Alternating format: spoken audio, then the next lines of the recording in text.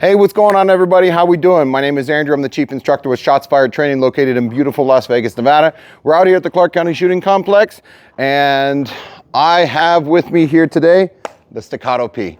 So this video is being created to kind of give just a small rundown where I was to how I ended up with the Staccato P. I know I discussed it in the previous video, but as we have it here today, there she is, ladies and gentlemen.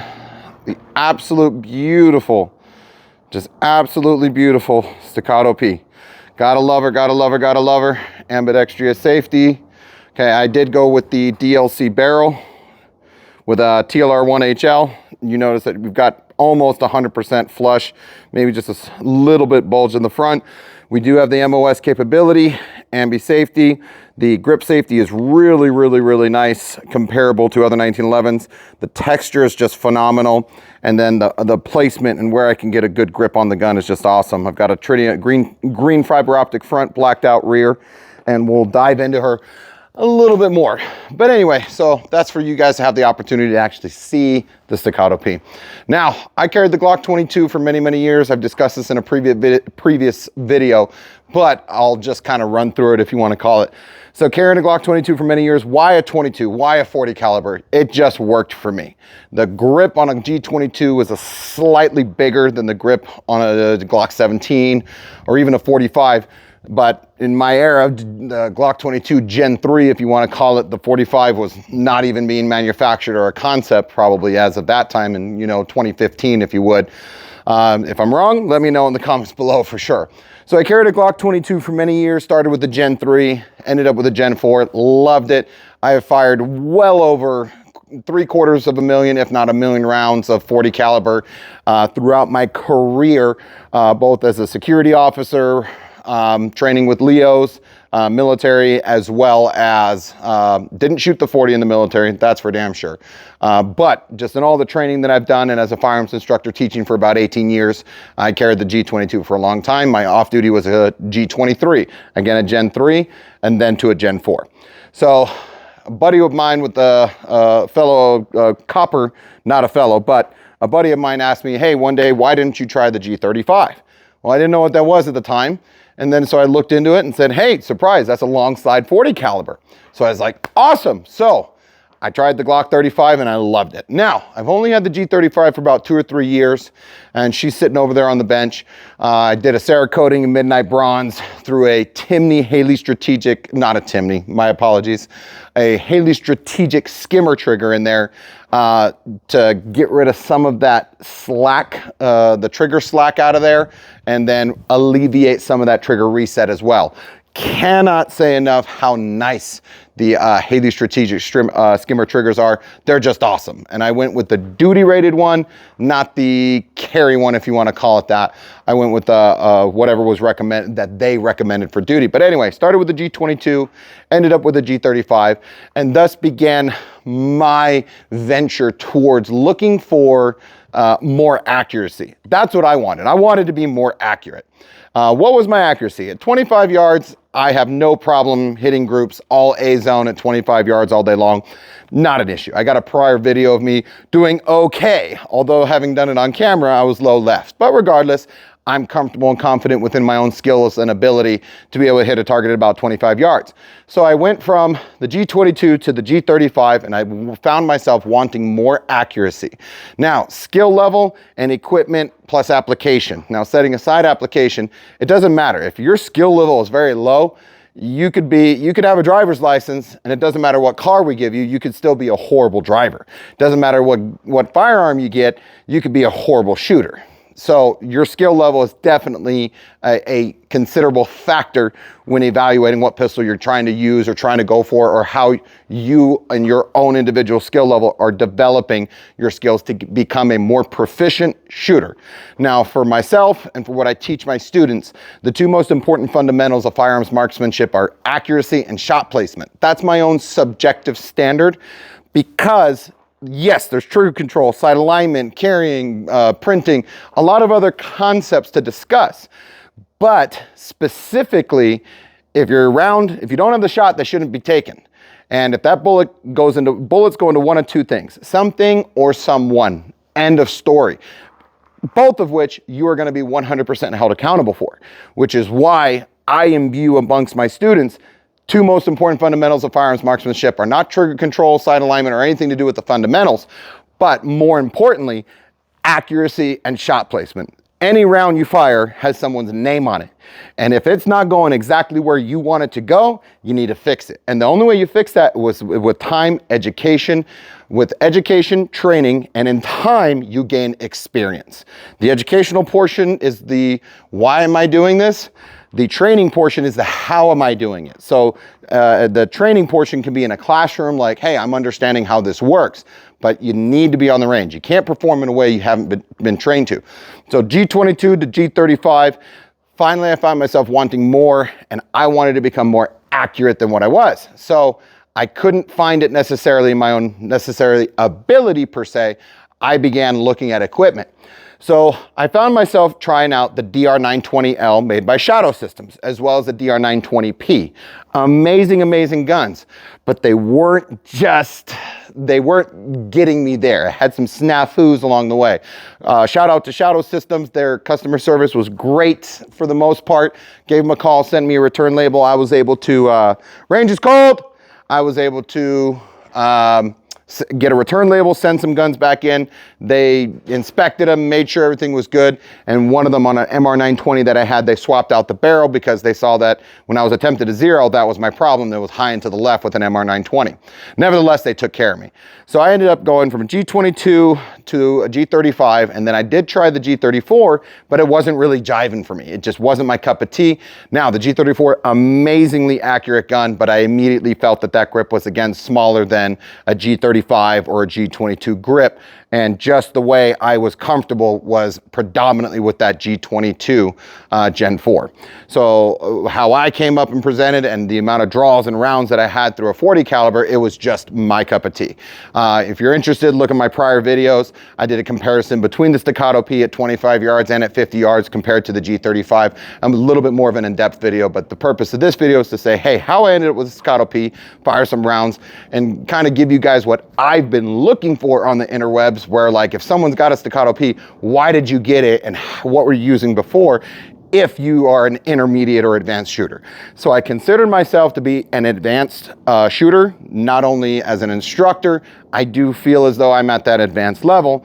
However, what does that really mean? Any instructor, I'm confident they would agree that an advanced instructor is just somebody who's mastered the basics. That's it. Maintain the standards, stick to the basics. So my favorite class to teach is Handgun Concepts Level 1. That's my favorite. How to hold a gun from the beginning all the way up. Because excellent shooters that reach that intermediate and advanced point, all they've done is practice those repetitions from the ground all the way up, from draw stroke to their stance, leaning forward, keeping their head up, sights up to their eyes, and making sure that every single time that they're coming up, they're focused on their fundamentals, if you would, from the draw to engagement and going back to a holster. So I played around with the DR920L by Shadow Systems. Love those guys at SHOT Show. Check out my other videos on that. And I also tried out the DR920P. They weren't getting me there, so I continued looking, and then I had a buddy of mine, Leo buddy of mine, that said, hey, have you heard about Staccato? Well, I was aware of STI several years back, but I was not aware of Staccato. So I started looking at a Staccato, and then I finally said, you know what, let me do it, let me bite the bullet. Just walked into my local gun shop. Shout out to Freedom Firearms in Las Vegas. Love you guys. You guys are nothing but awesome. If you guys are looking for some gear, equipment, New Frontier Armory as well, love you guys. Didn't have a Staccato, but I still love you guys for very, very much. So if you're looking for a Staccato and you're in Las Vegas, hit up Freedom Firearms. My guy there, Shannon, will get you taken care of. Nevertheless, so I bit the bullet, walked in, no discount, paid about right around that 26 to 2,800 mark. It is what it is, guys. It's a pricey point. But when I came out here to the range and I said, you know what, let me give her a whirl and see how she does. And on that note, range is hot. Let's see what I can do real quick sees for giggles at 50 yards.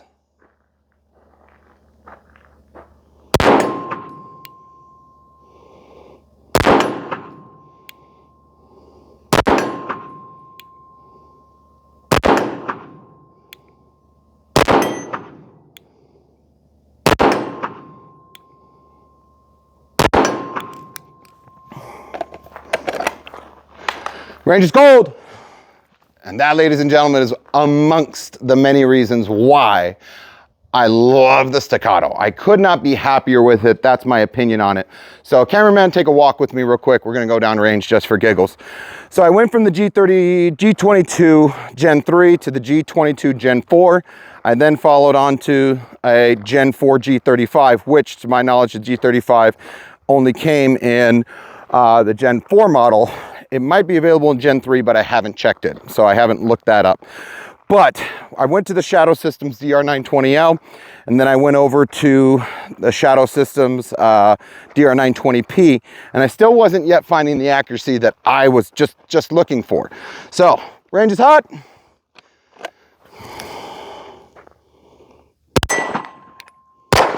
Oh.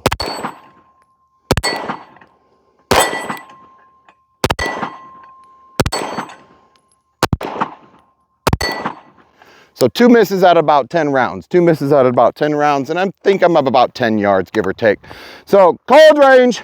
So I love the Staccato. Why? From the grip, just everything about the gun. Now, it is a different format from the Safariland holster. When I had my G35, I could throw the hood down, and I got a really high tang grip, if you want to call it. I got a high master grip on that tang. On the Staccato, I've got that beaver tail right there. So it's a different grip. It's just a different texture, different grip. And then when my thumb comes across, they do sell these attachments for the ALS system on the Safariland that you can remove this piece and put a longer piece on it. But because of the safety, you've got this guard right in here in between the ALS and the safety, so you don't theoretically inadvertently disengage the safety while you're deactivating the SLS, or ALS, sorry, as you were. So ALS is deactivated, holster comes out, and from here, I can deactivate either there, or I can come up and then deactivate from here, which is my preference. Is as soon as the gun clears the holster, safety comes off and keep it pushing. I don't teach nor personally train myself to disengage from the holster. Hey, if you got any comments on that, leave them in the comments below. But anyway, so I have come to love the Staccato, the accuracy that I've got out of it. The degree of recoil is just so low. It's a really low level of recoil. Can't love it enough, can't appreciate the time, the effort, the energy and resources that were put into the Staccato P to make it the gun that it is today.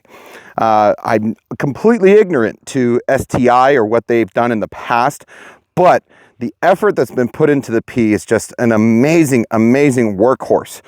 You've got a double stack 1911 platform with a 1911 trigger and a 9mm. I mean, for crying out loud, not only do you have a capacity with an extended mag of 20, your spare mags are 17 round mags from the get. And it's just an awesome to be able to have that 1911 trigger. To be able to have that 1911 trigger on a 9mm platform is just freaking awesome. It really is. It's just amazing. So, and the accuracy that I have found myself having a Staccato over a Glock or over a Shadow Systems per se has just been a night and day difference for me personally. Now, I have to say, we'll take a trip back down on range. I have to say, range is hot. I'll have to say that my fundamentals going from the Glock to a Staccato have not really changed very much. The ability to come up on target and engage has not been lulled by any means. The holster compatibility is available at Safariland. It's also, to my knowledge, available at US Duty Gear. But my ability to get out on target and just handle business and do what I want to has not been hindered. I will say, holstering, the holsters are a pretty tight fit. At least my experience with this particular Safariland holster has been tight, which I'm not opposed to, okay? Not opposed to at all.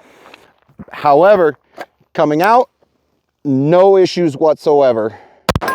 It's only on that draw, that holstering. I'm used to having a rocking motion, if you want to call it. Got to get that tack light in, rocker forward, and then go straight down. If I try just going straight in, I find myself fungal fingering. If you know, you know. But it's better to rest that tack light, roll forward, and then go straight down. Even there, I didn't catch it. So it does take some time to get used to.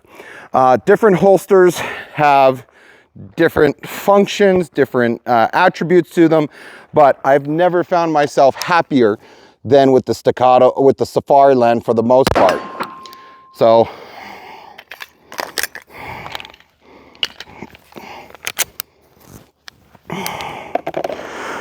never been happier with the Safari Land. For the students that I teach, I can't recommend Safari Land enough. Cold range, and I recommend it a lot. I really do. So just to summarize, I found myself going from the G22 to the G35. Tried the G34 for a little bit. Nothing wrong with the G34. I can't say enough good things about a Glock 34.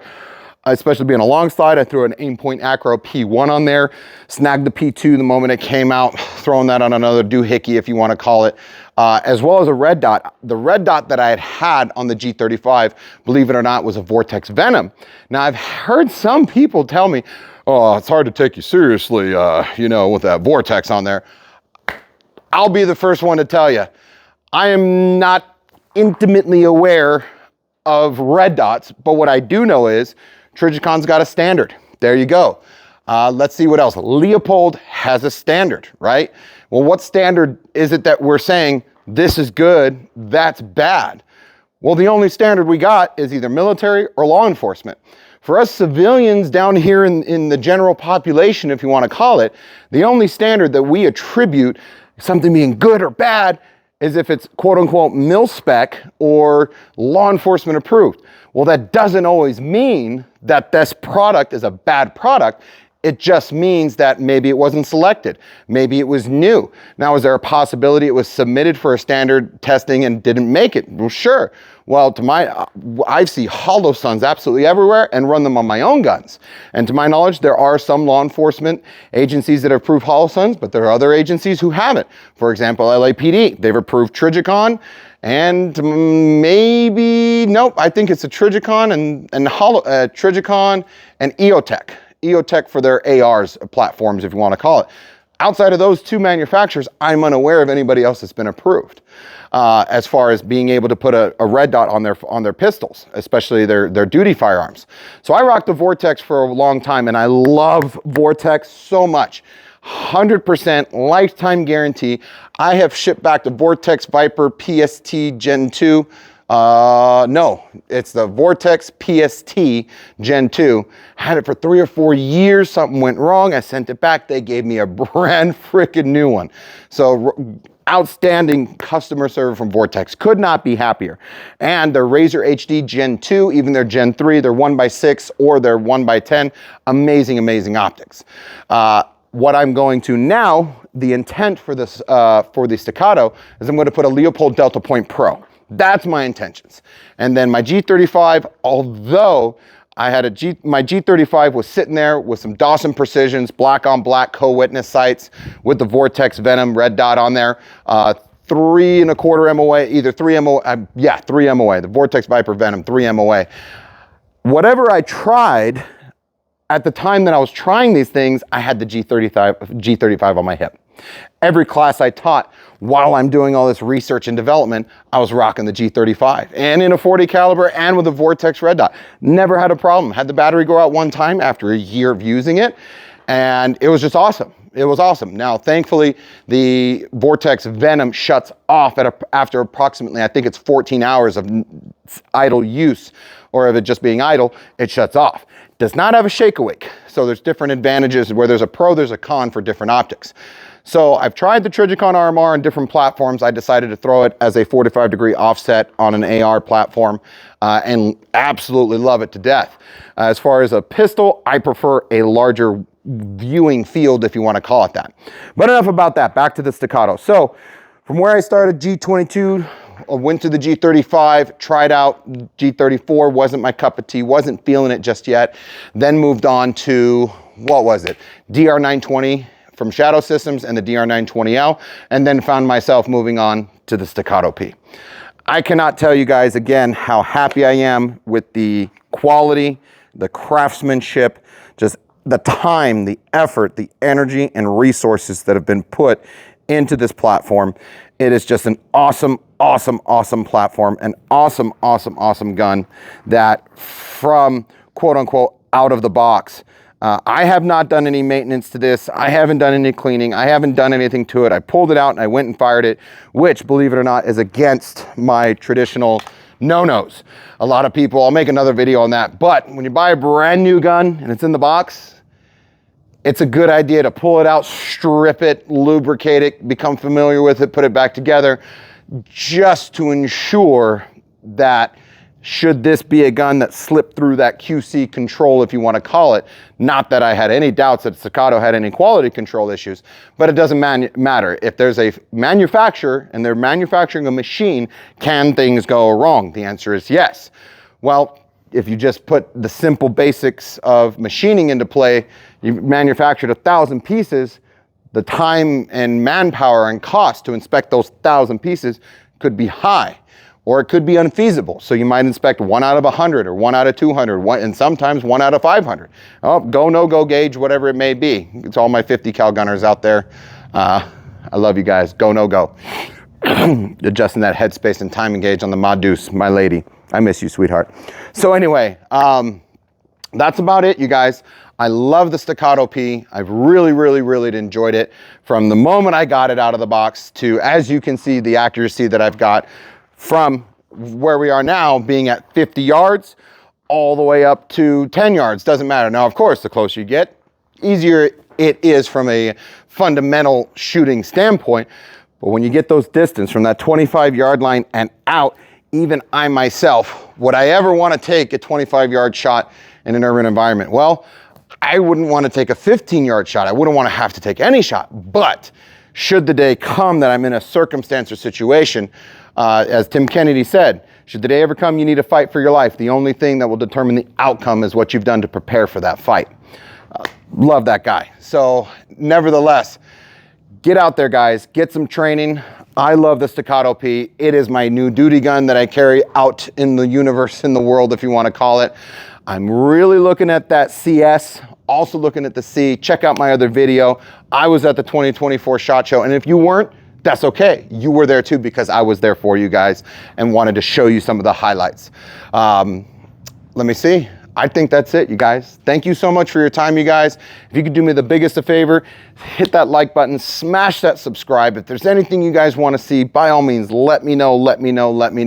We'll do the best we can to get that content out for you. What I'm attempting to do is provide you guys content that I would personally want to see. I want to know why people are doing what they're doing. Show me the gun, show me what it looks like, run your freaking face. Was I shooting while I was talking, cameraman? I think I was. He's nodding his head yes. There you go. I want to see you guys out there shooting while you're talking and getting those hits on target and making it happen, you guys. So again, once again, thanks for joining us, you guys. Until next time, stay safe, carry safe, best regards, and Semper Fi.